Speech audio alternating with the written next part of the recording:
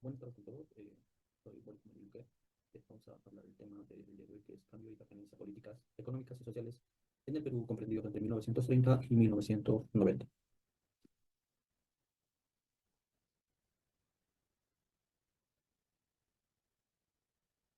Introducción. Hoy quiero invitarlos a hacer un breve pero profundo recorrido por los 6 décadas clave de la historia del Perú, comprendidos desde 1930 hasta 1990. ¿Qué cambió? ¿Qué se mantuvo? ¿Por qué seguimos hablando de este periodo incluso hoy? Desde mi punto de vista, este periodo estuvo marcado por una serie de cambios profundos que transformaron tanto la política, la economía y la sociedad peruana. Claro, hubo algunas permanencias, pero los cambios fueron tan intensos que dejaron huella visible en lo que hoy somos como un país.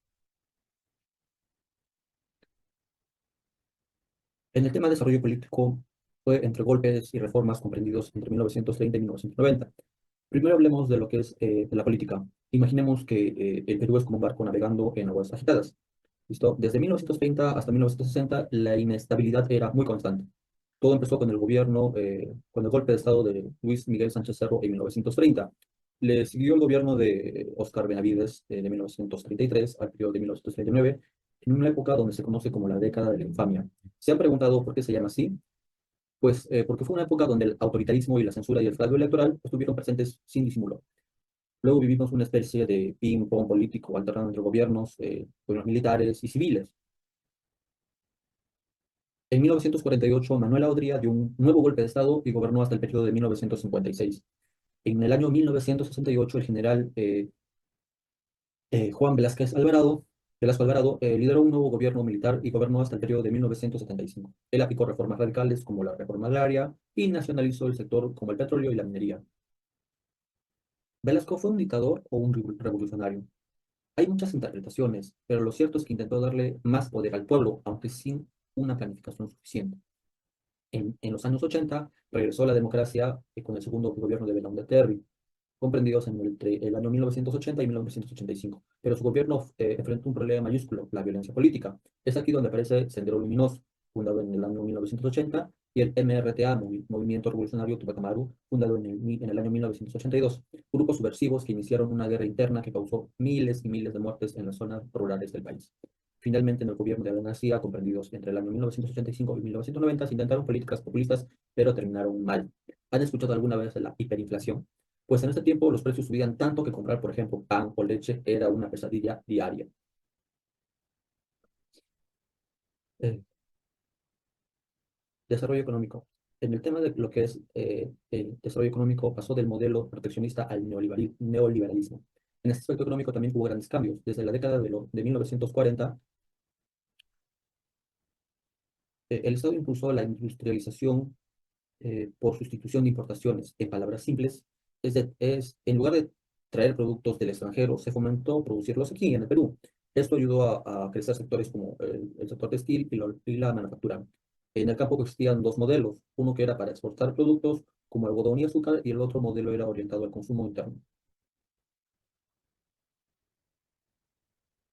Eh, Juan Velasco en 1969 trató de acabar con grandes latifundios heredados de la colonia a través de la reforma agraria. Esto sonaba bien en papel, pero muchos beneficiarios no quisieron recibir apoyo técnico y la productividad agrícola se resintió. En ese aspecto, la minería, como hasta hoy, fue una de las mayores fuentes de ingresos en esos tiempos. Velasco la nacionalizó a partir del año 1971, pero en los años 90 empezó un proceso de apertura nuevamente. ¿Y qué pasó al final de los 80? Una crisis económica tan grave que el Perú tuvo que acudir al Fondo Monetario Internacional, FMI, a partir de 1988 a 1989 se dio inicio al modelo neoliberal que dominaría en los años 90. En el tema del desarrollo social hubo desigualdad, lucha y también hubo migraciones.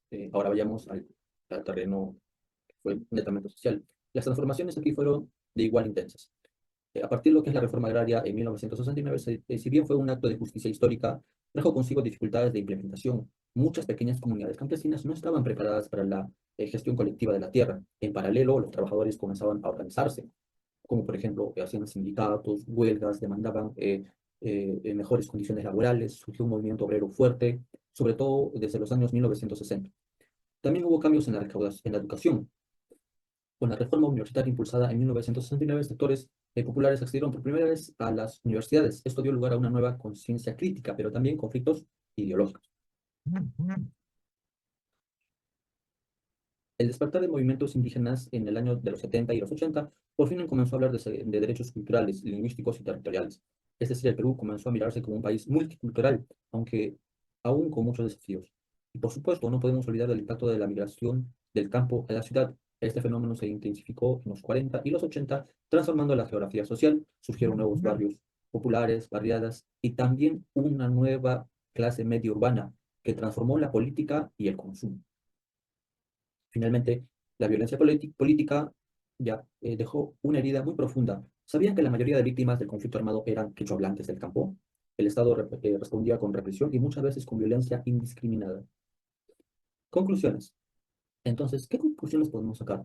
Vivimos en una estabilidad política crónica, donde los golpes y las elecciones se turnaban como una obra de teatro mal escrita. El Estado jugó roles indistintos, a veces intervencionistas, a veces liberales, pero en general hubo una época con continuas clases de políticas públicas. A pesar de que algunos avances se hicieron, la desigualdad persistió, sobre todo en el campo, en los pueblos originarios. El conflicto armado interno no mostró cuán frágil era nuestro tejido social y cuán invisibles era el Estado peruano en aplicarlas. Pero también se dio inicio a una reivindicación y diversidad de cultura que hoy sigue en construcción. En resumen, en el año de 1930 y 1990, el Perú vivió una etapa de profundos cambios que dejaron huellas hasta hoy. Pasamos de un país controlado por élites a otro país participativo, pero también más complejo y con nuevas tensiones. Y para cerrar, les dejo una pregunta para reflexionar. ¿Qué lecciones deberíamos aprender de este periodo para no repetir los mismos errores? Muchas gracias.